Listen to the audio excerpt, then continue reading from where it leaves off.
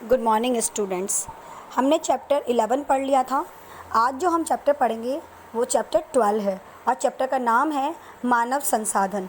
मानव संसाधन संसाधन के बारे में मैंने आपको बताया था कि संसाधन वो होते हैं जो हमें प्रकृति में या पर्यावरण में उपलब्ध आसानी से हो जाते हैं या कुछ खनन करके पाए जाते हैं या और भी कई तरीके होते हैं जो प्रकृति से हमको क्या मिलती हैं, ये वस्तुएं मिलती हैं। तो ये हमारी आवश्यकताओं को पूरा करती हैं और इन्हीं आवश्यकताओं की पूर्ति के कारण या उपयोग में आने के कारण ही ये क्या कहलाते हैं, संसाधन कहलाते हैं। इसी प्रकार मैंने आपको पिछले वाले चैप्टर में बताया था खनिज और ऊर्जा संसाधन में कि वो जो संसाधन है प्रकृति से मिल रहे हैं। तो मानव संसाधन कैसे होता है, मैंने आपको बताया था कि मानव संसाधन जो मानव अन्य मानव के या अन्य किसी काम में आता है ना, तो वो कैसा क्या कहलाता है, वो मानव संसाधन। जैसे डॉक्टर है, चिकित्सक है, इंजीनियर है, श्रमिक हैं, ये सब कैसे कैसे संसाधन है, ये मानव संसाधन है जो हम पढ़ाई लिखा जो अपनी शिक्षा ग्रहण करके और उसको अपने उपयोग में ला करके उससे कोई नई चीज़ का आविष्कार करते हैं, तो वो क्या कहलाते हैं, संसाधन कहलाते हैं या मानव संसाधन कहलाते हैं। तो आगे हम इसी को कंटिन्यू करते हैं, इसी टॉपिक को। तो हमारा टॉपिक है मानव संसाधन।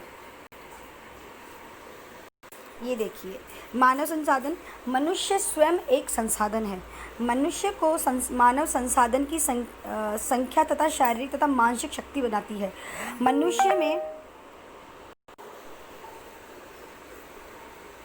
मनुष्य में शारीरिक तथा मानसिक शक्ति का विकास शिक्षा, तकनीक, स्वास्थ्य तथा कौशल की सहायता से होता है।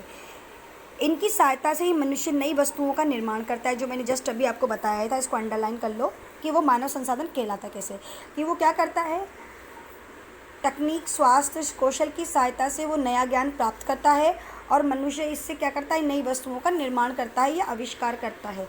तो ऐसा व्यक्ति ही क्या कहलाता है, मानव संसाधन कहलाता है। ठीक है। मानव संसाधन वह अवधारणा है जो जनसंख्या को अर्थव्यवस्था पर दायित्व से अधिक परिसंपत्ति के रूप में देखती है।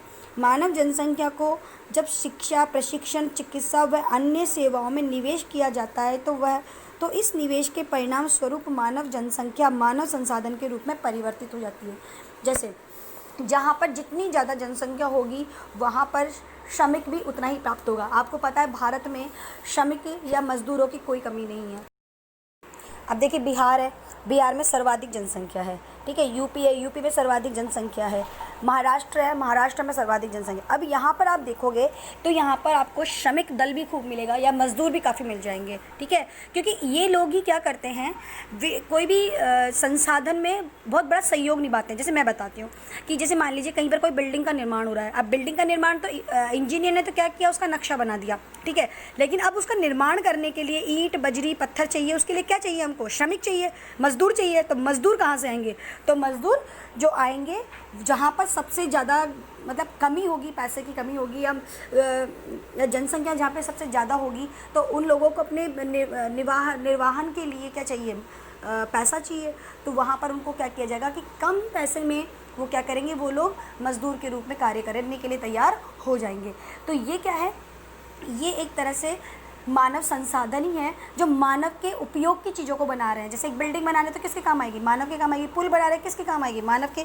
तो श्रमिक किस गिनती में आता है, तो ये मानव संसाधन की गिनती में आता है। चिकित्सक भी किसकी गिनती में आता है, मानव संसाधन की गिनती में। तो इस प्रकार जितने भी लोग हैं, ये डॉक्टर, इंजीनियर, अपने क्या बोलते हैं उसको, आविष्कार करने वाले हैं या फिर ड्राइवर हैं, ये सब लोग कैसे क्या जितने भी आपको सेवाएं उपलब्ध करवा रहे हैं या आपके काम में आ रहे हैं, वो सब क्या है, मानव संसाधन है। ठीक है। तो अब आगे चलते हैं। क्या आप मानव रहित विश्व की कल्पना कर सकते हैं? बिल्कुल नहीं कर सकते। मानव रहित विश्व की कल्पना कैसे करेंगे, जब मानव ही नहीं होगा उस पर। तो पहली बात तो एक मानव दूसरे मानव के कोई काम आने वाला, पहली बात तो जब मानव ही नहीं होगा तो काम तो कुछ होगा नहीं, खाली पड़ा रहेगा सब कुछ, तो कभी भी कल्पना नहीं कर सकते। प्रकृति में उपलब्ध संसाधनों का उपयोग व सामाजिक तथा सांस्कृतिक वातावरण का निर्माण मानव ही करता है, क्योंकि उसी ने बनाया है कि मानव होगा तो मानव से अगला जो वंशज होगा वो भी मानव के द्वारा ही होगा। समाज तथा अर्थव्यवस्था के विकास में मानव का महत्वपूर्ण योगदान है। मानव संसाधनों का निर्माण एवं उपयोग तो करते ही हैं, वे स्वयं भी विभिन्न गुणों वाले संसाधन होते हैं। कोयला चट्टान का टुकड़ा ही होता है, ये तो मालूम है ही हमको। मैंने बताया था, बिल्डिंग का उदाहरण दिया है कि एक कोयला एक चट्टान का टुकड़ा ही होता है। जब तक कि मानव ने उसे प्राप्त नहीं किया था अपनी तकनीकों के आधार पर, यानी मशीनों के द्वारा उसकी खुदाई की, खनन किया, फिर उसको निकाला, फिर उसको उपयोग में लाया, जैसे जैसे इंजन चलाने काम में लिए, घर में खाना घरेलू कार्यों में काम में लिया, तब पता लगा कि कोयला एक ऊर्जा देने वाला या ऊष्मा देने वाला कोई पदार्थ है। और किसके काम आया? वो मनुष्य के काम आया। नहीं तो इससे पहले ज़मीन में दबा पड़ा था जब मनुष्य का पता नहीं था। तो मनुष्य ने तकनीकों के द्वारा इसको प्राप्त किया, इसका आविष्कार किया और इसको एक संसाधन के रूप में हमारे सामने लेके आ गया। चलिए अब आगे देखते हैं। अब हम लोग संसाधन के रूप में लोग वर्तमान उत्पादन, कौशल उत्पादन के संदर्भ में किसी देश के कार्यरत लोगों का वर्णन करने का एक तरीका है। अब ये तो डेफिनेशन हो गई है कि जो संसाधन के रूप में लोग काम कर रहे हैं। संसाधन, मानव संसाधन किसको कह रहे हैं? जो उत्पादन के रूप में काम कर रहे हैं। जैसे मान लीजिए किसी फैक्ट्री में कोई कपड़ा बना रहा है, और कपड़ा कौन बना रहा है? मजदूर बना रहा है। तो मजदूर जो कपड़ा बना रहा है, उत्पादन कर रहा है, तो कौन कर रहा है? मशीनें थोड़ी कर रही है। वहाँ पर मशीनें के साथ साथ में कौन लगा हुआ है? मजदूर भी लगा हुआ है। कौशल यानी स्किल्स किसके पास है? आज कंप्यूटर वगैरह पे जो कोई काम कर रहा है और उसको यूज़ ले रहा है कौशल उत्पादन का, तो उसमें किस में आ रहा है? वो भी मानव संसाधन में आ रहा है। तो ये तरीका होता है किसका? मानव संसाधन का परिभाषित करने का। ठीक है। उत्पादन पहलू की दृष्टि से जनसंख्या पर विचार करना राष्ट्रीय सकल उत्पाद के सृजन में उनके योगदान की क्षमता पर बल देता है। दूसरे संसाधनों की भांति ही जनसंख्या भी एक संसाधन है। संसाधन विशाल जनसंख्या का एक सकारात्मक पहलू है। ये अंडरलाइन करो कि संसाधन विशाल जनसंख्या का एक सकारात्मक पहलू है, क्योंकि जितनी ज़्यादा जहाँ पर जनसंख्या होगी, मैंने आपको बताया था, वहाँ पर हमको श्रमिक दल जरूर मिलेगा। ठीक है। अब आ जाइए जनसंख्या में कि जनसंख्या होती क्या है। तो जनसंख्या जो होती है वो एक निश्चित स्थान में एक निश्चित समय में रहने वाले व्यक्ति की कुल संख्या से होता है। जैसे एक जगह हो गई, 1 किलोमीटर का दायरा हो गया मान लीजिए, और एक टाइम पीरियड हो गया भाई 1 महीना, 1 दिन, 1 साल। तो इन टाइमिंग्स में जितने लोगों ने जन्म लिया है ना, और उन जन्म लेने वाले बच्चों में से कितनों की मृत्यु हुई, तो जो बच गए बच्चे जन्म दर में, तो वो क्या कहलाएंगे? वो जनसंख्या कहलाएंगे। ठीक है। तो सामाजिक अध्ययन में जनसंख्या आधारित तत्व है। यह एक संदर्भ बिंदु है जिसके द्वारा दूसरे तत्वों का अवलोकन किया जाता है तथा उसके अर्थ एवं महत्व किए जाते हैं। संसाधन, आपदा एवं विनाश का अर्थ केवल मानव के लिए ही महत्वपूर्ण है। उनकी संख्या, वृद्धि, वितरण एवं विशेषताएं या गुण पर्यावरण के सभी स्वरूपों को समझने तथा उनकी विवेचना करने के लिए मूल पृष्ठभूमि प्रदान करते हैं। मानव पृथ्वी के संसाधनों का उत्पादन एवं उपयोग करता है। अतः यह जानकारी आवश्यक है कि किस देश में कितने लोग निवास करते हैं, वे कहाँ एवं कैसे रहते हैं, उनकी संख्याओं में वृद्धि क्यों हो रही है तथा उनकी कौन कौन सी विशेषताएं हैं। भारतीय जनगणना हमारे देश की जनसंख्या से संबंधित जानकारी हमें प्रदान करती है। जनसंख्या की परिभाषा में 3 प्रमुख बिंदुओं का आधार होता है। अब वो जो 3 बिंदु होते हैं, वो 3 बिंदु कौन कौन से होते हैं? जिसमें एक तो होता है जनसंख्या का आकार, वितरण एवं घनत्व, दूसरा होता है जनसंख्या वृद्धि एवं जनसंख्या परिवर्तन, और तीसरा होता है जनसंख्या के गुण एवं विशेषताएँ। तो ये तीनों हम पढ़ेंगे कि जनसंख्या का आकार कितना है, कहाँ कहाँ। आकार का मतलब होता है कि कितना, मतलब कितने लोग एक जगह पे रह रहे हैं, और वितरण का मतलब होता है कि कहाँ कहाँ पर फैले हुए हैं या कहाँ कहाँ पर ज़्यादा रह रहे हैं, कहाँ कहाँ पर कम रह रहे हैं। और घनत्व का मतलब होता है कि 1 किलोमीटर स्क्वायर में कितने लोग मतलब ज़्यादा से ज़्यादा रह रहे हैं। जैसे दिल्ली है, दिल्ली में सर्वाधिक घनत्व है। ठीक है। राजस्थान में बात करूँ तो जयपुर में सर्वाधिक घनत्व है, यानी यहाँ पर लोग एक जगह पर सबसे ज़्यादा रहते हैं। ये याद रखना, घनत्व वही ज़्यादा पाया जाएगा जहाँ पर जनसंख्या की सारी सुविधाएं उपलब्ध होंगी। जनसंख्या के लिए या मानव के लिए सारी सुविधाएं उपलब्ध होंगी, जैसे शिक्षा हो गया, और जीवन निर्वाह के कार्य के लिए जो हमको जैसे कारखाने हो गए, फैक्ट्रीज़ हो गई या जॉब्स हो गई के लिए जहाँ पर उपलब्ध होंगे साधन, वो हो गए। शिक्षा के लिए कॉलेज वगैरह या स्कूल वगैरह अच्छे उपलब्ध होंगे। तो ये सब जगह पर ज़्यादा क्या पाया जाएगा? घनत्व पाया जाएगा। ठीक है। वृद्धि किसे कहते हैं? तो जनसंख्या वृद्धि होती है कि 2019 में क्या जनसंख्या थी, और अब 2020 में, मान लीजिए 2019 में 19% जनसंख्या थी, है ना, 19% जनसंख्या थी, और 2020 में 20% जनसंख्या बढ़ गई। तो एक साल के बीच में 2020 में से 2019 का जो प्रतिशत है वो निकाल देंगे, तो 1% जनसंख्या में क्या हुई है? वृद्धि हुई है। तो ये जनसंख्या वृद्धि हो गई। तो परिवर्तन भी आएगा कि परिवर्तन क्या होगा कि एक स्थान से दूसरे स्थान पर लोग प्रवास जो किया, तो उस जगह की तो जनसंख्या घट गई। जैसे मान लीजिए गाँव से लोग शहरों की ओर आए, तो गाँव की जनसंख्या के जो लोग थे वहाँ पर वो जनसंख्या घट गई और शहर की जनसंख्या में क्या हो गया, वृद्धि हो गई। तो ये जो एक स्थान से दूसरे स्थान पे लोग गए, ये कहलाता है प्रवास। और यही क्या कहलाता है, जनसंख्या परिवर्तन भी, क्योंकि वहाँ पर बढ़ी हुई थी, अब जनसंख्या वहाँ घट गई गाँव की, और जनसंख्या शहर में जाके क्या हो गई, वो उसका प्लस हो गया, तो ये बढ़ गई इस तरह से। और जनसंख्या के गुण क्या क्या होते हैं, तो जनसंख्या गुण में होता है कि लिंग अनुपात। मान लीजिए कि कई अलग अलग राज्यों में अलग अलग लिंग अनुपात है। जैसे अगर मैं भारत की बात करूं तो सर्वाधिक लिंग अनुपात केरल का है, और सबसे कम लिंग अनुपात जो है वो हरियाणा का है। ये आगे पढ़ेंगे हम हमारे इसके अंदर। और उसमें महिलाओं का कितना लिंग, मतलब कितना प्रतिशत है, और पुरुषों का कितना प्रतिशत है। साथ ही हम साक्षरता पढ़ेंगे कि कितने लोग पढ़े लिखे हैं, टोटल पढ़ेंगे कि कितने लोग, कितनी जनसंख्या पढ़ी लिखी है, और उस जनसंख्या में पुरुष कितने पढ़े हुए हैं और महिलाएं कितनी पढ़ी हुई हैं। ठीक है, तो ये सब इसके अंदर आएगा। और व्यावसायिक संरचना भी होगी इसमें। तो व्यावसायिक संरचना किसको कहते हैं, कि कितने लोग कार्य में लगे हुए हैं, यानी जॉब कर रहे हैं, और उस जॉब के अंदर भी पुरुष कितने प्रतिशत काम कर रहा है और महिलाएं कितने प्रतिशत काम कर रही है। साथ ही स्वास्थ्य में भी देखेंगे कि कुल जो जनसंख्या है उसकी कितने प्रतिशत जनसंख्या स्वस्थ रहती है, और उस स्वस्थ में भी महिलाएं कितनी स्वस्थ हैं और पुरुष कितने स्वस्थ हैं। तो ऐसे करके ये 3 आधार होते हैं जनसंख्या को मापने के। तो सबसे पहले जो हम टॉपिक पढ़ेंगे वो पढ़ेंगे हम, मैं एक बार ऊपर की जो परिभाषा है वो समझा देती हूँ कि जनसंख्या का आकार, वितरण एवं घनत्व। तो व्यक्तियों की कुल जनसंख्या अर्थात पुरुष, महिला एवं बच्चे तथा किसी निश्चित स्थान पर कितने व्यक्ति निवास करते हैं, तो ये तो इसमें आ जाएगा। वृद्धि में मैंने अभी बताया था, किसी स्थान पर जनसंख्या में निश्चित समय अवधि में जनसंख्या में वृद्धि तथा उसमें परिवर्तन व उसका कारण। और जनसंख्या में गुण एवं विशेषताएं, व्यक्तियों की उम्र, लिंग अनुपात तथा पुरुषों एवं महिलाओं की संख्या का अनुपात, उनका साक्षरता स्तर, व्यवसायिक संरचना एवं स्वास्थ्य की अवस्था इत्यादि।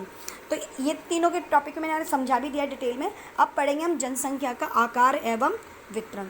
तो सबसे पहले भारत की जनसंख्या का आकार बहुत बड़ा है, क्योंकि अपने यहाँ पर 1,35,00,000 या मैंने बताया था 135 करोड़ हमारे यहाँ पर क्या है, 130 करोड़ 130 करोड़ जनसंख्या है हमारे पास।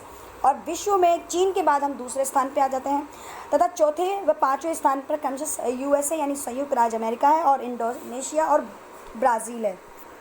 2011 की जनगणना के अनुसार भारत की जनसंख्या जो है वो 121 करोड़ है। मैंने आपको जो 130 करोड़ बताई है वो वर्तमान 2019-20 की बताई है, और वैसे 2011 के हिसाब से बात करें तो 121 करोड़ जो है वो विश्व की जनसंख्या है। और कुल जनसंख्या का जो भाग है, यानी भारत, टोटल विश्व की जो जनसंख्या है करीब 5 अरब के आसपास है, उनमें से हमारा भारत का जो प्रतिशत है वो 17.3% है। यह जनसंख्या भारत के 32.8 लाख वर्ग किलोमीटर क्षेत्र में क्या करती है, असमान रूप से फैली हुई है। जैसे मान लीजिए पहाड़ी क्षेत्र में जाओगे तो वहाँ आपको जनसंख्या कम मिलेगी, रेगिस्तान के, राजस्थान के पश्चिमी क्षेत्र में जाओगे रेगिस्तान में, तो वहाँ पे आपको जनसंख्या कम मिलेगी, है ना। और जहाँ पर जलवायु अच्छा होगा या रहने लायक योग्य जगह, वहाँ पर जनसंख्या घनत्व ज़्यादा मिलेगा। जैसे यूपी है, बिहार है, एमपी है, और अपने ज़रा साउथ इंडिया है, इन सब में आपको जनसंख्या घनत्व अधिक ही मिलेगा। ठीक है, तो ये आगे पढ़ते हैं कि 2011 की, ये देखिए इसमें एक आपको ग्राफ में समझाया जा रहा है कि विश्व की जनसंख्या में भारत का स्थान, ये आपको ऊपर की साइड इसमें दिया हुआ है। एक बार इसको आप ध्यान से समझ लीजिएगा कि हमारा जो स्थान आ रहा है वो कौन से स्थान पर है, कौन से प्रतिशत है, टोटल क्या है, और विश्व में भारत का क्या स्थान है, ये भी देख लीजिए आप।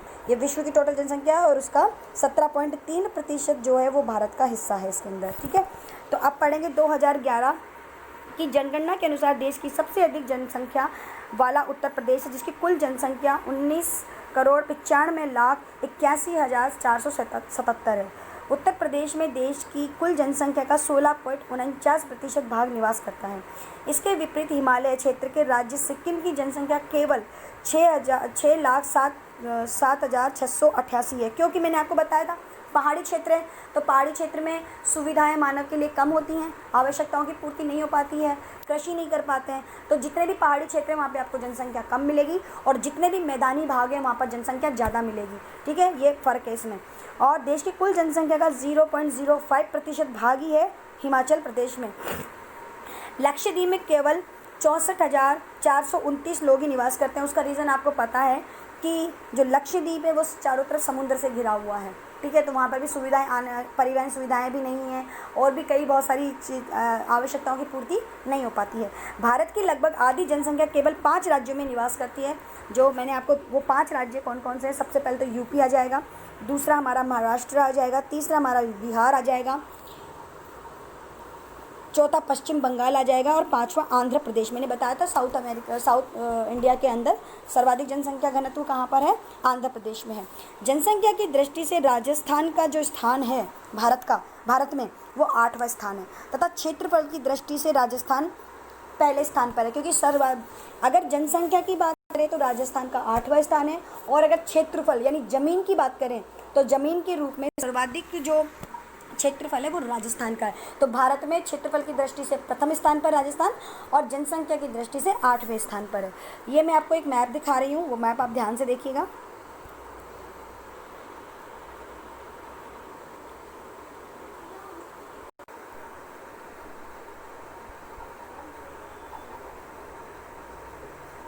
दो 2011 के अनुसार राजस्थान की जनसंख्या 6,86,21,012 है, जो देश की कुल जनसंख्या का 5.67% भाग है तथा 3.42 लाख वर्ग किलोमीटर क्षेत्र पर असमान रूप से वितरित है। राजस्थान में सर्वाधिक जनसंख्या वाला जिला जयपुर है। मैंने आपको बताया था कि सर्वाधिक जनसंख्या कहाँ पर है, जयपुर में। और यहाँ पर कारण भी क्या है, क्योंकि यहाँ पर सारी सुख सुविधाएं मिलती हैं हमको। यहाँ पे कॉलेज भी है, स्कूल्स भी हैं, फैक्ट्रियाँ भी लगी हुई है, और भी बहुत सारे परिवहन के साधन हैं, और रोज़मर्रा की ज़िंदगी की जो आवश्यक सारे सामग्रियाँ होती हैं वो हमको आसानी से मिल जाती हैं, इसलिए यहाँ पर जनसंख्या घनत्व सर्वाधिक है। और सभी जगह है, मुंबई में जाओगे तो मुंबई में भी जनसंख्या घनत्व ज़्यादा क्यों है महाराष्ट्र की जगह, वो उसका कारण भी यही है क्योंकि वहाँ पर सारी सुख सुविधाएँ हैं, है ना। तो जिसकी जनसंख्या 66 जयपुर की जनसंख्या जो है वो 66,63,971 है, तथा सबसे कम जनसंख्या वाला जिला जैसलमेर है, क्योंकि जैसलमेर में पूरा क्या है, रेगिस्तान है। वहाँ पर सारी सुख सुविधाएं इंसान को नहीं मिल पाती हैं, वहाँ पे दूर दूर तक रेगिस्तान है, और दिन में वो क्षेत्र गर्म हो जाता है, रात में वो बहुत ज़्यादा ठंडा हो जाता है, तो मनुष्य की रहने लायक जगह नहीं है, इसलिए वहाँ का जनसंख्या घनत्व जो है वो भी मैं आपको बता देती हूँ। जनसंख्या घनत्व वहाँ का 17 किलोमीटर स्क्वायर है, यानी 1 किलोमीटर स्क्वायर में मात्र 17 लोग ही निवास कर रहे हैं। ये जनसंख्या घनत्व है, ठीक है। आगे पढ़ेंगे वैसे जनसंख्या घनत्व वगैरह के बारे में, सबके बारे में आगे है इसके अंदर। तो जैसलमेर कुल जनसंख्या जो है जैसलमेर की वो है 6,72,008। अब पढ़ेंगे हम जनसंख्या वृद्धि। और जनसंख्या वृद्धि का टॉपिक हम कल पढ़ेंगे, ताकि आपको और अच्छी तरह डिफाइन कर पाऊंगी, मैं समझा दूंगी अच्छी तरह से आपको मैंने जो यहाँ तक पढ़ाया है उसकी एक एक चीज़ों को याद कर लो कि राजस्थान की जनसंख्या कितनी है, यूपी की जनसंख्या कितनी है, और कहाँ पर सर्वाधिक घनत्व है। ये मैप में अच्छी तरह समझ के आप याद कर लीजिएगा, ठीक है। अच्छी तरह पढ़ना और क्वेश्चन आंसर दो उसको कर लीजिएगा। Thank you.